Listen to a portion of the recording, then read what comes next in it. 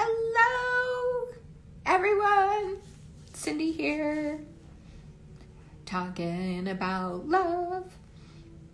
I'm excited. I'm about to have one of my good friends, yay, Dr. Gary Salier. I can never say his last name right. Anyways, we're going to talk for a few minutes about our conversation that we recently had in our interview.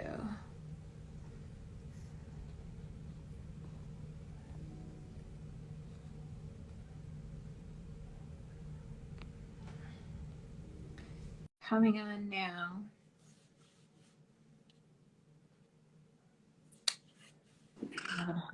Hey, Dr. Gary, how are you? I'm doing good. I didn't realize this was going to be. Let me turn on an overhead lights.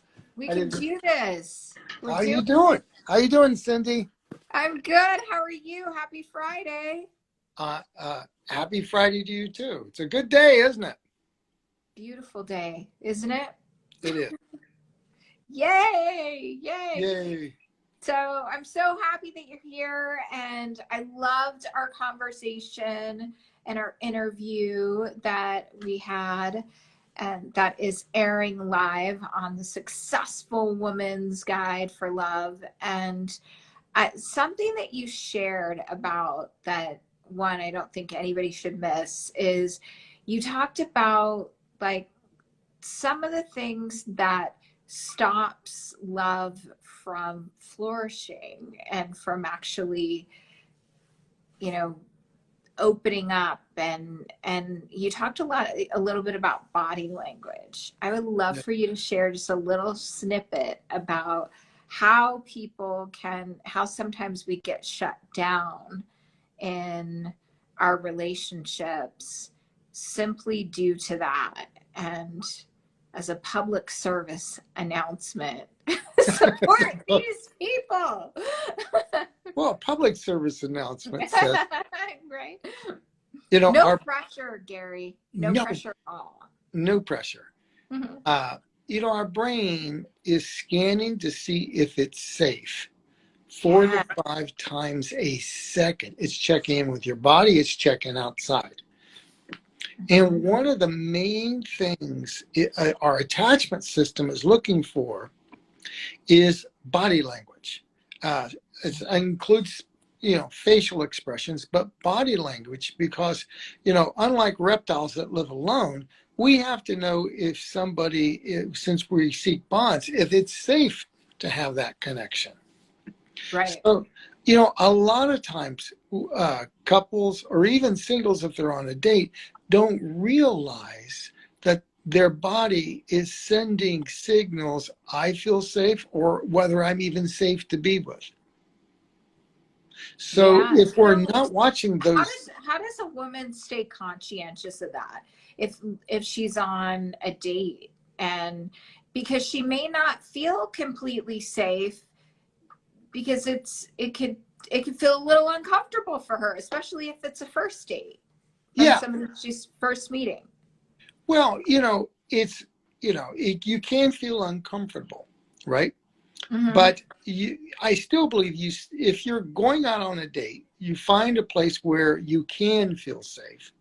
So set it up so okay, I feel safe in a restaurant where there's a lot of people around me. Know what makes you feel safe, so to speak. And then, we want to welcome each other with joy. Years and years and years ago, I remember being on a date, and I went out 3 times, and we went out to dinner, and she kept her jacket on, her coat, the entire time. The whole time? The entire time. She was getting ready to leave from the moment she sat down with you. Well, it wasn't so much leave as it felt like body armoring, that some part of her needed to keep hidden underneath there, right? And the second date, I thought, well, maybe she was just not feeling comfortable. Mm-hmm. And it was pretty much the same the second date. And the third date, I decided, wherever this is, I can't make her feel safe. This isn't worth it. Right? This isn't going to happen, right? This isn't going to happen. I think we do have to make sure that, you know, we feel safe and we make the other feel safe and welcome as well. You know, Yeah. so That's body language is her head's back all the time. Some part is trying to leave. You know, our physiology always rats us out. If you're truly not feeling safe, and you're not safe with love, or you're not safe with men, or you're just not safe dating, you know, you'll have to rework that sense of safety, because you cannot help but broadcast it. We are literally created to broadcast our internal autonomic state. So if we don't work on that, yeah, if we don't work on that so that we truly do feel safe, our body will broadcast that message. Have you ever heard somebody say they felt uptight? yeah. To me? Yeah, Yeah, like I felt uptight the whole time. I felt it's like, and sometimes, if somebody does date or they have been dating, they might go out on a date and go, "Oh, I felt uptight the whole time." Whereas I met somebody else and I felt like I could totally be open and be myself. And yes. um, Well, so yeah, your well, body physiology also doesn't lie either. the physiology never lies. We were, and that's, you know, we cannot help but do that. Some people call that body armoring. I mean, and we know from attachment science that when somebody has a real rigid body sense, you can also pretty much bet, if they're all uptight, that they don't have a full right to love and be loved. That's part of the physiology of that uptight, not sure if I'm really good enough, lovable, and then your body gets really rigid, right? And So I know that's this is, just subconscious. yeah, and that's so, I think this is just such an important thing. Like, if we're really uptight and we're not able to relax and like lean into, feeling safe within ourselves. So that's the invitation to do the inner work, to feel safe within yourself first, and then um, so that you're open to give and receive love. Exactly. You know, And like, we I go, think a lot of people are probably thinking, the watchers and listeners that are checking us out right now, and that will continue to after we are done. How? They're all wondering how. What's the steps? What's the magic pill? well, there's two broad steps. Okay.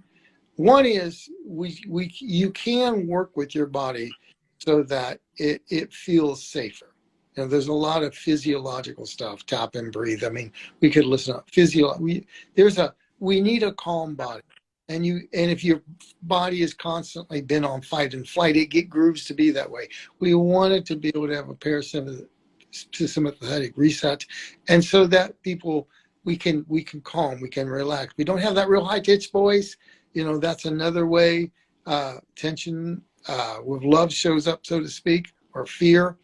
And the other one is, you know, if you truly don't feel safe, it's okay to admit that and to do the deep work so that you can find out why you don't feel safe. That's, I wrote the book Safe to Love Again, and Mm-hmm. reclaim feelings like it's okay to feel empowered or cherished or worthy.